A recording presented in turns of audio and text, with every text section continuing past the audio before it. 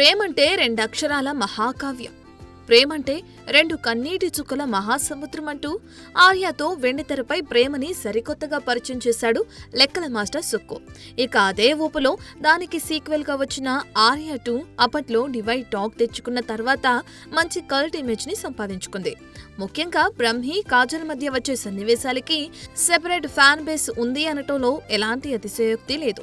ఇక ఈ సినిమాలో వచ్చిన పాటలు, వాటికి బన్నీ వేసిన స్టెప్పులు అప్పటి యూత్ ని ఒక ఊపాయి. ఇక బన్నీ సుక్కుల మధ్య బాండింగ్ పెరగటానికి ఈ సినిమానే కారణమన్న వాళ్ళు లేకపోలేదు.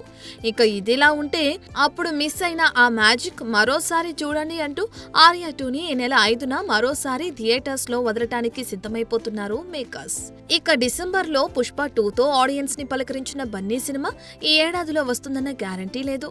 దీంతో తన అభిమానులని ఎంటర్టైన్ చేయడానికి ఇలా వస్తున్నాడన్నమాట.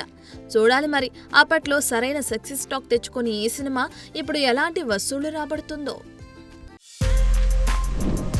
For more videos like this, subscribe Big TV channel.